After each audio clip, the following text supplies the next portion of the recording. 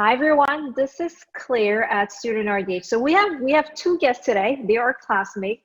We have Britt and Mary Anne, and we're going to discover again some things that we can do to master our brain, to be an effective learner, and really to be at the finish line, which is passing the boards and really starting your career. So welcome here, ladies. Let's start with Britt. Tell me more about yourself. So I'm originally from Arizona, but I moved here like 5 years ago. I think it's been about 5 years. And started school about 2.5 years ago. I have a bachelor's degree in psychology, but I decided I wanted to change careers. I like teeth more than I guess doing therapy. So I worked at a dental office for a year just to see if I liked it, and I loved it my first week, and so decided to become a hygienist. And I love the prevention. I love that we focus on connecting people's oral health with the rest of their health. And I just got married in October. So wow, congratulations. Thanks. Yeah, we're both in our 30s, so we're old and stubborn, but it's been really fun. Well, I'm in my 30s too, so awesome. Another stubborn 1 year. Thank you. Hello, Mary Anne. Tell us more about yourself. Yeah, my name's Mary Anne. I go to school with Britt. We both go to Fortis College in Salt Lake City, Utah. We are almost at the finish line. We're about 3 months left until we're ready to graduate and go into the world. So I was a dental assistant for 13 years before I went to high school. I've always loved dentistry and always kind of knew that I wanted to go into hygiene. I just kind of took my time getting there.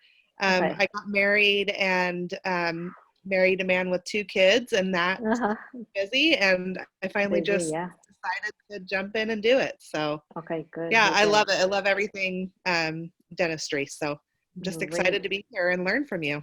All right. First of all, it's very brave for you, all of you, to have come and say, hey, let's talk about some things, some real things. It's not hygiene school, it's not always roses and purples and rainbows. No, we see like so many things. Patience is difficult. Studying is not easy, right? I mean, Britt, you even have, a background, you were a learner already, and even so dental hygiene is difficult. And so there's no question it is difficult for anybody, but I know you had a few questions, Britt, before we met. You mentioned some, and can you tell us, let's start with one of the things you would like to tackle today? So one of the things that I really struggle with, and it kind of seems like several girls in the cohort struggle with this, but I struggled to retain what I'm learning. Like I feel like I study from the book and I do the homework and everything, and I'm really bad at procrastinating, so that doesn't help. But I try and learn it, and practicing it helps, but I seem to just the next day I can't retain what I learned the previous day from studying and from lecture. And so I think that's one of my biggest barriers to retaining what I feel like I should retain as a dentist. Okay. Do you feel the same, Mary Anne? You learn and you're like, did I read that yesterday? I'm more of a hands-on learner. When I went through assisting school as well, I was the same way. I was able to study the book and I understood it, but it didn't actually make sense to me, and it didn't actually kind of, I didn't have that kind of aha moment until I was in the office and doing everything. Okay. So especially right now, doing all of our didactic online has been hard for me because it's all book work and just book work. You're right.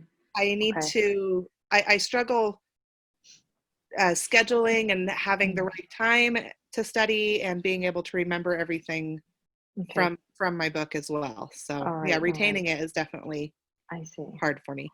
And Brittany, is there a specific incident when you felt so? Or is I felt like I couldn't retain? Yeah. Pharmacology, like that class, for me to remember the different drugs and the generic drugs and what each classification, I mean, my mind was that was the class that I struggled with the most. I could not retain what I was learning. And I tried so many different methods and nothing seemed to stick. And that was, I think that was the first awakening. Like my other classes, I seemed to do pretty well. And then that one I was like, what? Mm-hmm. I don't remember any of this. Okay, okay. And okay, so let's dive into, first of all, I don't know if you see the correct way, but what it is in the beginning, if this is day one over here, and I'm trying to draw this to you, or attention or retention is here at 100%, Okay, in the beginning when you start, and then what happens is this. It's like a downward ski slope.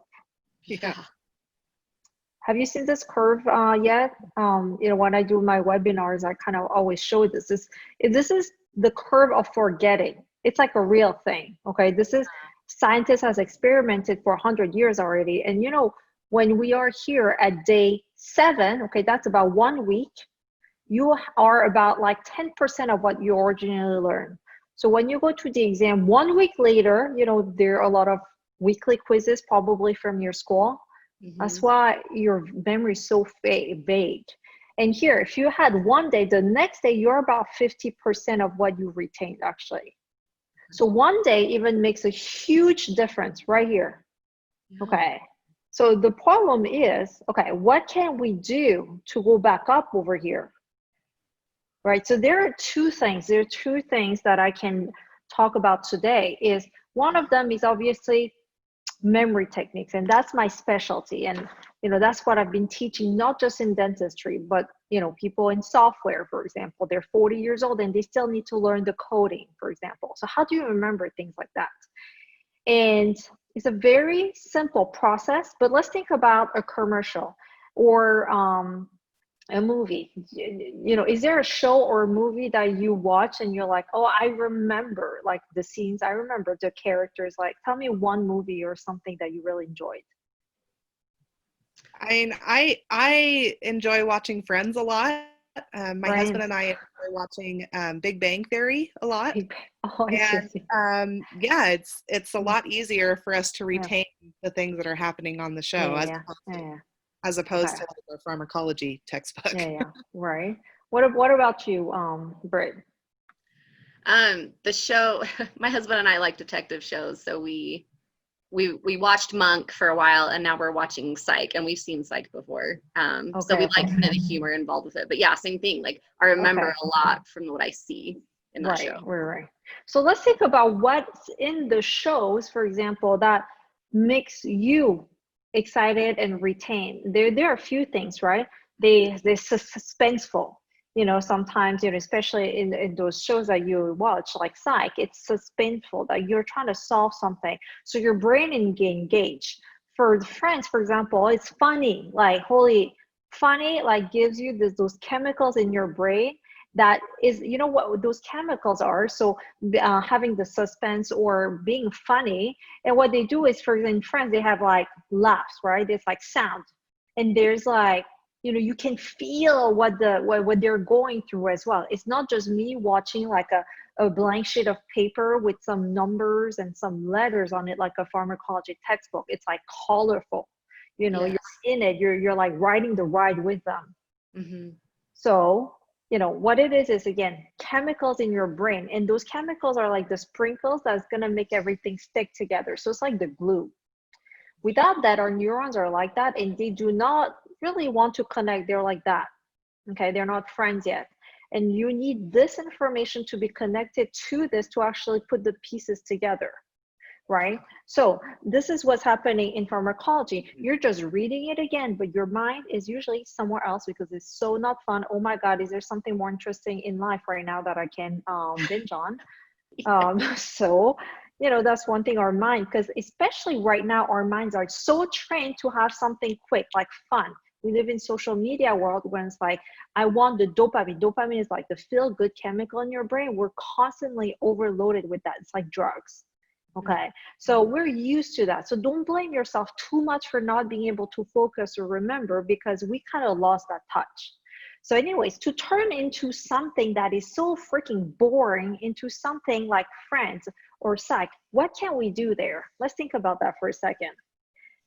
One thing I would like to suggest that I've done many times before too is like when you have a chapter that's, let's say, hypertension or anything that is related to a drug, for example, Parkinson's disease. You know, you're going to find someone, you know, a celebrity, you're going to make it a story. So there you go. You're creating your own show right now. This is not just living at the textbook level of with plenty of just, you know, text coming at you. So you're going to personify that, that chapter. So let's say Parkinson's disease, which is a neurological disease. Anyone you know as a celebrity or, you know, has Parkinson's disease? Michael J. Fox. Yeah, I was gonna say, exactly. Yeah. I thought about too. Okay. So he has Parkinson's disease. So, okay, can you imagine him? Can you be on his show? Like you're inviting him on your show. Okay, it's the Brit show. You know, it's the Mary Anne show about pharmacology. Okay, so we have this person now. You know, we are learning it as we're trying to create a show. Therefore, we're going to explain it to that person. So it's not just me reading the information. You read it, but you have to be able to spit it out again somehow. Okay. So you're going to modify the words because textbooks are full of freaking big words, and I do not like that. Agreed. I mean, instead of like saying like, I don't know, modify, just say change. Such a better word to begin with. So you're going to change literally the entire textbook of something more digestible. So you're telling yourself that story. You're telling your, you know, you're, let's say, Michael J. Fox, doctor. You become the doctor now, and you're explaining this condition to that person. You don't have to do it in real life. You do it in your own head. Okay. You know, you have the nerves look like that, but because, you know, there's a neurological condition and, you know, they lose, you know, their shape, you know, it's not connecting that well anymore, you know. So anyways, you are trying to create that story. So I think that's one way, kind of bring life into what you're learning. Yeah. And then it sticks in your brain a lot better. I think that's one thing you can do first. Okay, it's not just, oh, kidney disease, who cares about that? Well, let's find someone who had a kidney disease. Okay. Yeah. Second, memory techniques involves association. Connection is the right word over here. Okay. So this needs to sound like this. So basically you have highways in your brain. So you have 100 billion neurons in here, and they're existing highways, the existing structures. So you're going to put a load in the truck that is on the highway. Instead of paving your own highway or trying to buy a new car, you are using whatever is existing. So for example, let's say, you know, what are some of the chapters or drug names that you can remember that you're like, oh, will I ever remember that? Or for example, let's say diabetes. Okay, A1C level. What the hell is an A1C level? Do you know what it is? I know it has to do with, see, I'm like, I know it has to do with like the level of sugar or the level of, I think it's like, isn't it the reading, like they're kind of their diabetic reading? Yeah. What their blood sugar is. Blood sugar is. Perfect. Perfect. Together we solved it. So, so here it is. A1C level is the measurement of blood glucose, so blood sugar, but there's many different types of A1C, not A1C, blood sugar levels that you can test. A1C is one of the most common one, but it's the average of kind of what happened for 2 to 3 months. So it's not just right now, it's kind of just looking back in your history. Okay. And so that way you, this is actually the drug that you do not have to fast actually. Because a lot of testing requires you to fast because they're just measuring what happened in the past. You're not required to fast. Okay, very important fact over here. Now, let's see. What is the number that tells you that the patient, you know, is like, ooh, at this level? Or like, what is the normal considered? It's around 7%, right? Yeah. Okay. Let me see. A1C. Sorry, I'm just taking a second guess right now just because. Okay, my number is a little different. Okay, so what you're saying, 7 is a little different than what I thought. Okay, 7 is a good number. What it is, okay, here it is. If you are below 5.7, you're normal. Okay. If you're between 5.7 and 6.4, you're kind of pre-diabetic. After that, 6.4 to 6.5 is you're considered to be over diabetes. So after 6.5 and higher, you're considered diabetes. So maybe when you learned it was like rounded up to 7, saying if you're above 7, then you're kind of considered diabetic. Okay. Yeah. So, I totally understand, but, let's think about 7, okay? So I would actually like to be a little more precise with you ladies here, just in case the board asks us something like that. Instead of saying, let's try to remember 5.7. What? That doesn't mean anything to you, right? You're going to see 500 different numbers that tells you something else. So how are you going to remember 5.7?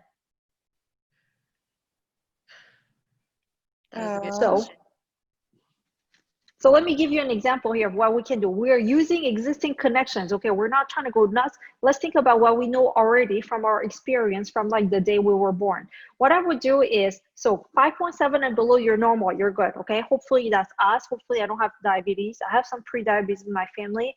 A lot of it, I really do think it's genetic because I ate like peas today. I don't really eat sugar. So 5, like how do I remember 5? Okay, give me something that you know about 5. Like how can you remember 5?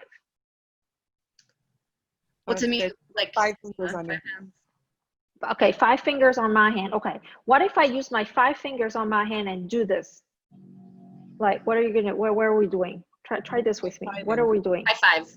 High 5. We're doing a high 5. Okay, great. So there you go. We have a high 5. High 5 for what? Because let's say the patient was diabetes and then you lowered your blood pressure and now you're like, at 5, which is high 5. Good for you because, you're below what you were before. Okay, you're kind of getting to the normal range. Okay, high 5 for that. But we're not done here. We have 0.7. How are you going to remember 0.7? That's another question, right? Yeah. Okay. Right, so point is, okay, point, pause, you can throw a ball, that's a point as well. Okay, we're trying to, again, use whatever we have ingredients in here. Because if you kind of jam 5.7, it is never going to get in your head. You need 100 times to repeat it. We don't have time for that, Right. So, okay, so here it is, 7. What do we know about 7? Is there something we can relate to that 7 that can help us remember it? Like I'm thinking like 7 days in a week. That's how I remember 7. Perfect. So you're doing high 5 7 days in a week because you are at the normal level now. Okay. Perfect. And before that, we needed to find someone who kind of had diabetes. Okay.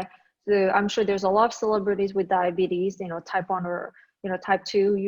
Usually we look for type 2 just in dentistry. That's a lot of our case studies. So that's there you go already. So you use something you already know that you molded it into something, a new piece of information now. Now 5.7 doesn't live to you as like random numbers. You put a feeling to it. Okay, you did high 5 7 days a week. Great. So same for, this, like if you have diabetes, you're above 6.5. So instead of just trying to jam 6.5, we need to be a little bit more strategic over here. So how are we going to do 6.5? Let's try it together again. So it can sound like, it can look like, it can feel like, anything that it can smell like, anything that you want. Let's try a 6. 6.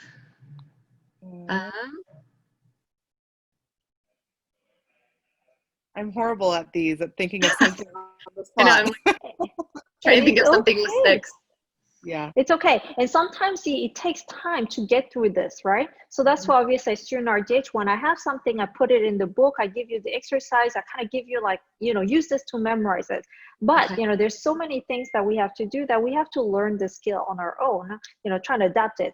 So, let me try to help you. Not that I actually created it before our conversation. I just suddenly thought about this.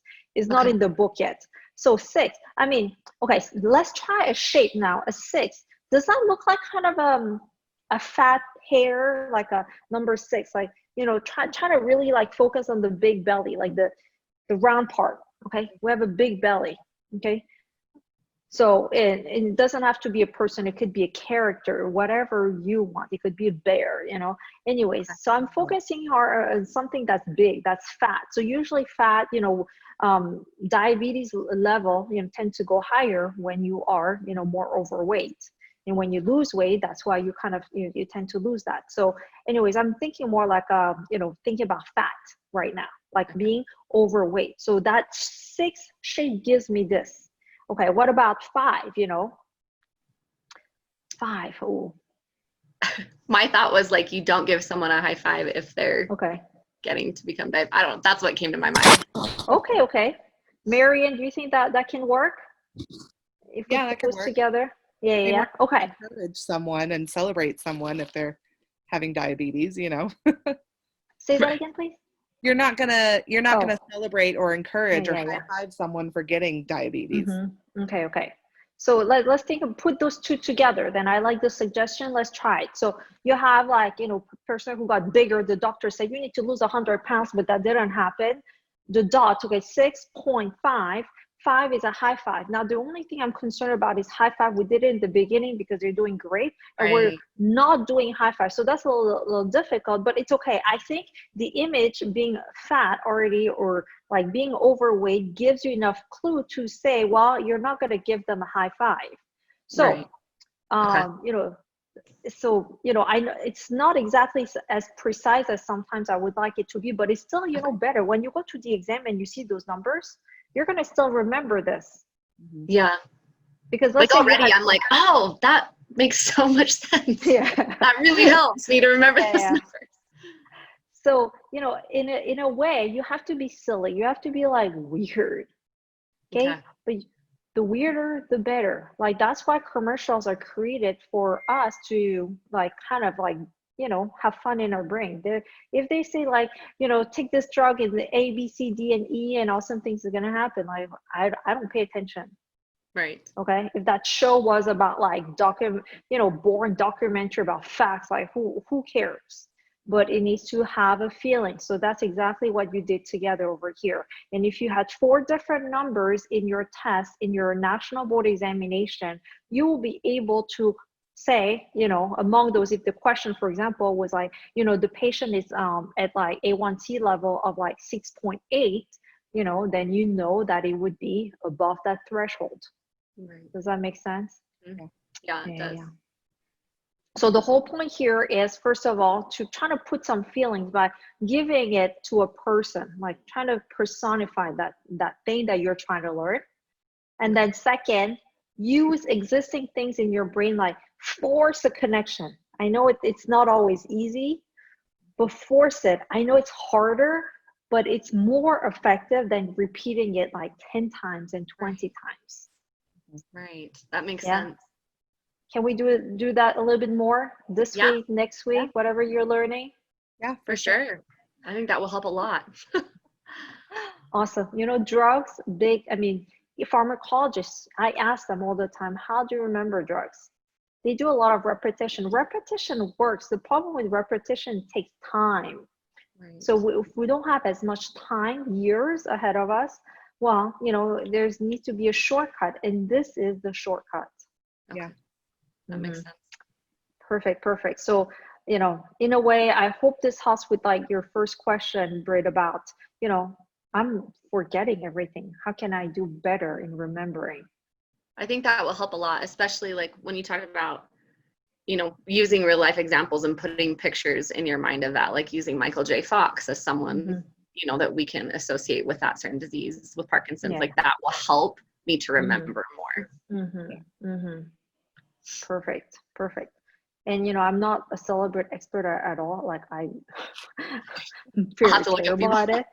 But, you know, I actually Google people, you know, saying, well, who is it that I can, you know, try to get some help from? Right. Yeah. Well, and I think like with diabetes, well, with anything like associating with someone, you know, like my grandpa is a diabetic. So associating that with him, and then things as if I was talking to him, I think that will help. Perfect. I love that. Well, I love that you're positive and you're willing to try it now. Awesome, ladies. I want to pass this test and be a good hygienist, so this is helpful. And it's going to help also when you start practicing, because this doesn't end here. I mean, you're going to see that patient with diabetes all the time. Right. So it's going to be easy to have that conversation. Yeah, for sure. Perfect. So, the other question, you had was, if I may say, I'm a procrastinator. Ooh, who's guilty of that here? Whoever is listening here, right? Right. I mean, procrastinate all the time, and I hate it. Give us an example. Oh gosh, for me, this is my procrastination with exams. Not necessarily big exams like a midterm or a final, but with quizzes, I usually study the night before. Mm-hmm. Like, late at night, I'm like, it's 10 o'clock. I'm like, oh, I have a quiz tomorrow. I should probably study. Or I'll get up 2 hours before the quiz and study then. So it's just like so fast. So I still do well on the quiz because I've studied it like right before. But then I don't retain it because I'm procrastinating it. So in this case, did you think about studying earlier though, and did you wait until the last moment? Did you know it was coming? Mm-hmm. Right? Oh yeah. That's my biggest problem is I always think, oh, I have a test on Friday. Say it's Monday and I say, oh, I have a test on Friday. I think 5 days. I've got time. I've got time to study that. I can go do this now and I'll work on that tomorrow. And then tomorrow comes around and, oh, that's still on Friday. I still have time. And then Wednesday comes around and all of a sudden I start panicking of, oh my gosh, I have all these other things I have to do too, as well as study for this on top of it. So. I get it, ladies. And I think we are all made to procrastinate. Why? But let's dig a little about the psychology of why we do that. Right? If it was easy, we would just get it done. Yeah. So, don't feel too bad. It's just because it's difficult. It's normal. But obviously, it doesn't help to wait until the last moment because, our quizzes are very demanding. Your grades might depend on it. It might be actually really important. But let's say, for example, what do you like to drink? Tea or coffee or soda? Any preference? I have a can of Pepsi sitting on my desk right now. Okay. And would you procrastinate drinking that if you felt like drinking that? No, right? It's like, I'm going to wait 5 days. It's okay. No, it's not like that, right? If I see that bowl of nachos, I'm not going to wait, right? Because that's easy. And that gives you instant pleasure. The problem with studying is that it is a delayed pleasure. That's the whole point. You're not even going to get your grades right here, pass or fail. You have to wait until it's been examined and whatever the professor's doing. You might not even get it until later. So it is delayed. And that marshmallow test. Sorry, I'm going to move a little bit because this slide is okay. Here it is. Oh yeah. Do you know the marshmallow test? Yeah. I've seen that. Right. So what does our marshmallow test provide us as information? For me, it shows if you're patient and you wait, you can receive more. Right. It kind of shows that, instant gratification is, it's not, if you can think about the future instead of right now, you have a higher chance of succeeding. Basically, that's kind of the thing. Yeah. And I kind of just bring this because I think in a way it's a little similar because that's what we're studying. We're studying right now, but I'm not going to see the results until later. Okay. And nobody gives me a star when I do well anyways. Who gives you a star at school? Nobody, right? Yeah. Nobody even tells you you've done well. Like, oh yeah, here's your grade. Yeah. That's about it, right? Yep. So unfortunately, that's the not fun part of it. So anyways, you all know that theory. So by theory, it works. But the whole problem is that we haven't solved anything yet. By knowing the theory, we haven't done anything. And have you read that Mel Robbins book that's called The 5-Second Rule? No. My husband has. I haven't read it. Oh, really? Okay. It's a very simple book. You don't even have to read it. Your husband can probably give you a summary. It is basically, we work with our mind to try to get to the end result. We want to procrastinate all the time. We tell ourselves stories. Yeah, we have more time. It's not urgent. Oh, it's going to be painful if I do it. So I'm going to delay that pain. But you know what can make you moving is this 5-second rule. So here it is. You count yourself backwards. Okay, count backwards. 5, 4, 3, 2, 1, and then you get going on what you're supposed to do. So before that happens though, I want you to write it in your calendar. Do you use a planner or anything like that? Yeah. Some sort of plan. Okay. You're going to put it, if you want to do it, first of all, you have to decide to do it. But if you want to do it, you're going to write it right here saying, hey, I'm going to review for my quiz. Don't try to go crazy 30 minutes. That's plenty. Okay. Because if you give yourself 2 hours, 3 hours, obviously I'm feeling the pain already. Make it small. Okay. Small. Say, hey, just study 30 minutes. It's a good start. Yeah. And then put it in a calendar. And when the time comes to do it at 3 p.m. on a Wednesday, you count backwards. We're not 1, 2, 3, 4, 5. We're 5, 4, 3, 2, 1. Because after 1, there's 0. It's like time to lunch. It's time to do it. And it's just very like psychological. Okay, so she basically, her logic is psychological. She did it before even she found the psychology. Before she found the science behind it. That's made her go from, you know, being broke and having a broken marriage and everything to like being successful, the #1 booked female speaker in the United States. So, you know, I think that can apply to anything. But again, before that, break it down into smaller pieces. Okay. You know, let's not try to swallow the whole textbook today.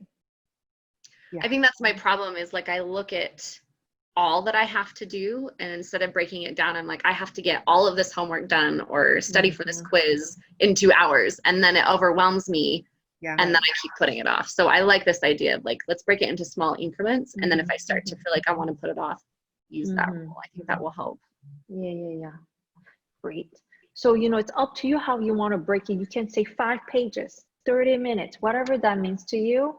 Okay. I mean, and once you get going, I bet you're going to feel good about yourself. You're going to be like, oh, I can do another 5 page. Yeah, that's true. If you think about it too, it's not as overwhelming to think it's just 5 pages. I can handle 5 pages as opposed to a 30-page chapter. You know, I can definitely handle 5 pages for a half an hour at a time, as opposed to 30 pages that I have to get ready and know within 2 hours. Yeah. Agreed. Great.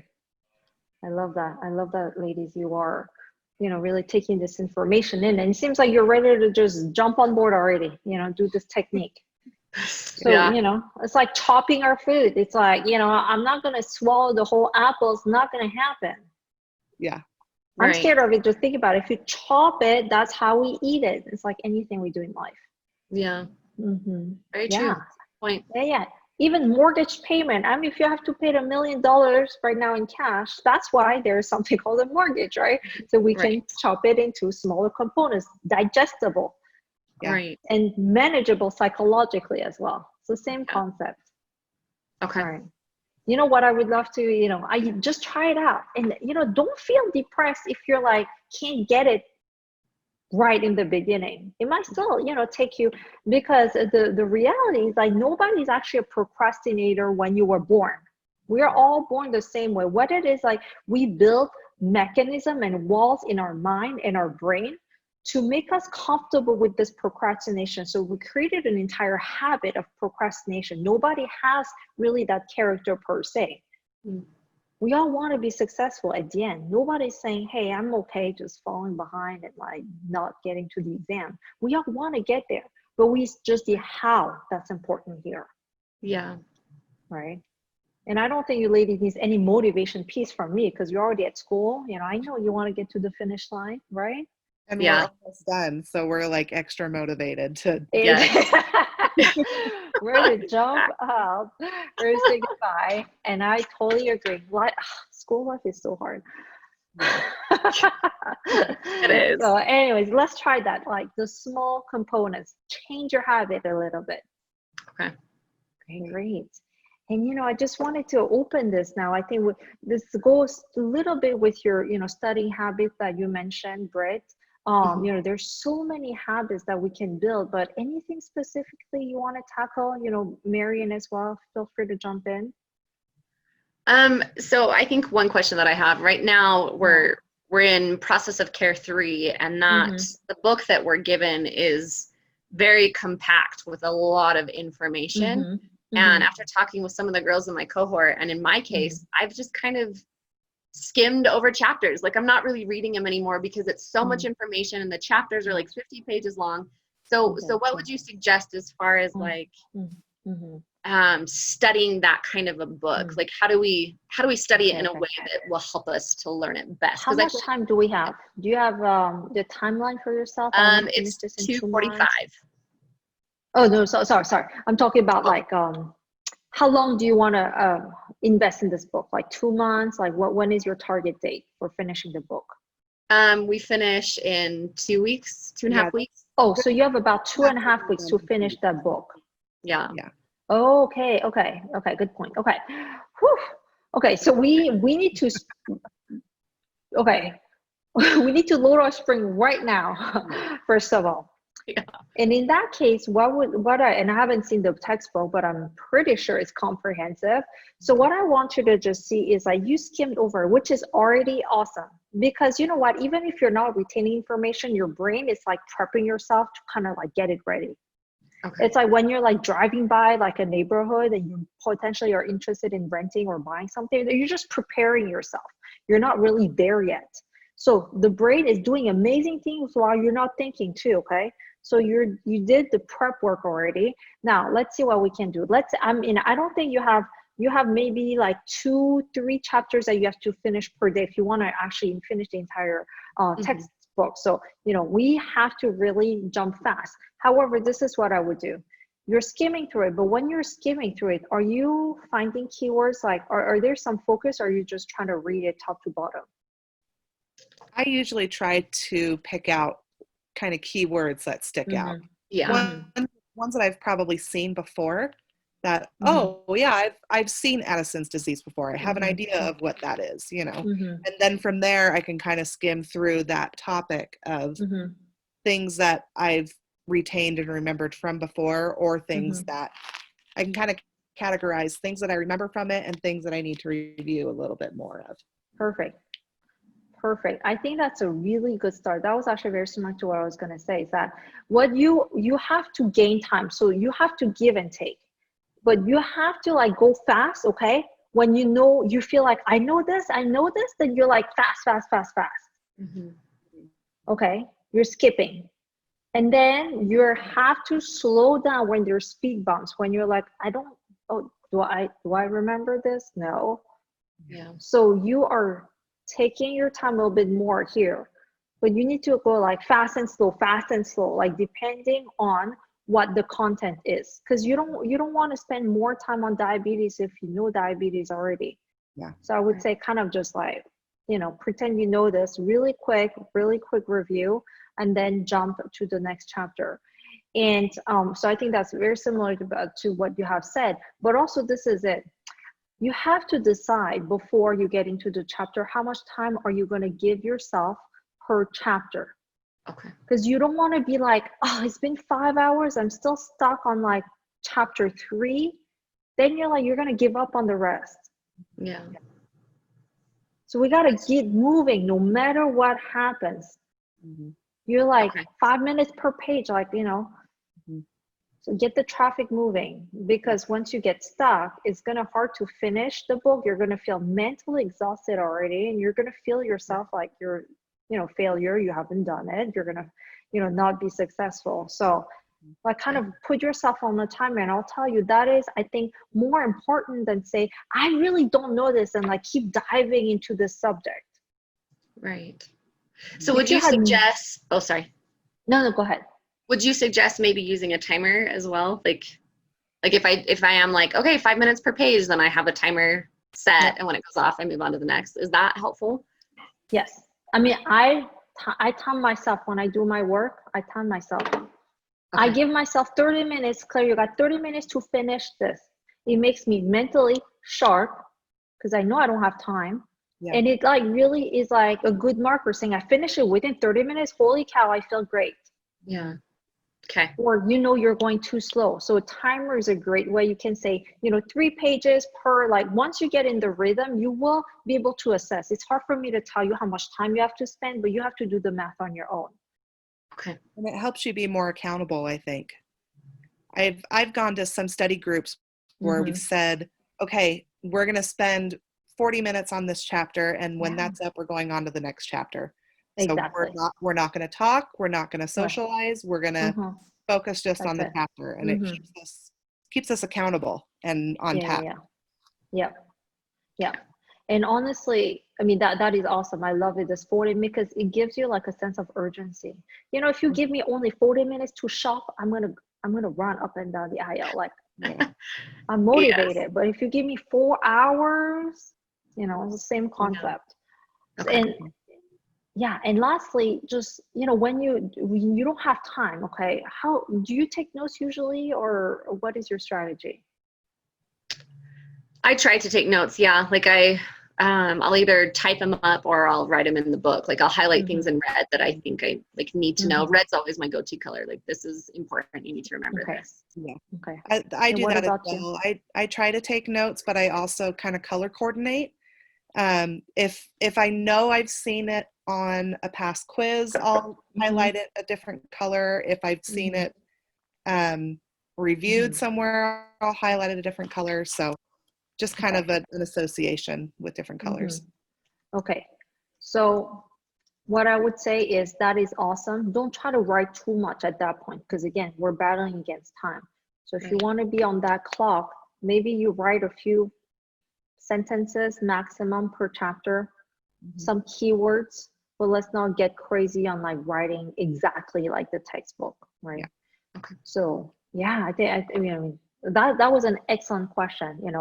How do I do it in a minimum amount of time? Right. And if the strategy would be a little different, if you had 2 months, I think I would say a little bit something different. But we all there. I mean, you are about to graduate, so I'm sure you're going to get to the finish line. But we all have that experience where, well, I'm going to finish my textbook, in the next 2 weeks. That's actually really, really common. It's like my final is it. I have to review every single thing in 1 week. Yeah. So yeah. Thank you. Well, I would love to get your feedback. Once you start, I would love for you to email me saying, hey, Claire, actually, I spend like 5 minutes per I don't know, 10 page or whatever that is, Okay. And I would love to know what worked for you. And for you as well, Mary Anne, we can all be a little different. But at the same time, I just love hearing success stories. And the whole purpose here is to share it so that we can all really be better learners. And, think about what do you want to spend your extra time with? Like if you finish the chapters and the textbook, you feel amazing. What would you do? What are just some fun things or important things you would do in life? I mean, for me, it's spending time with my kids or my family, or going on a walk with my dog, or throwing the ball in the backyard for my dog, or, things like that. Yeah. And that's my husband and I, it's going to the gym. We love going outside and hiking, spending time with friends and family. I mean, there's so much we can do. Awesome. And that's where you're motivated already, because that you could do when you are, more strategic. It's not even being smarter. It's actually just using all the strategies that you have to really get to the finish line. So, thank you again for sharing your honest, experience. School is not easy. I've done a master's degree before I went to hygiene school. I thought I was gonna cry. So it's tough. Yeah. Right. We've cried many times. Yeah. I never thought hygiene would be so difficult, honestly. Yeah.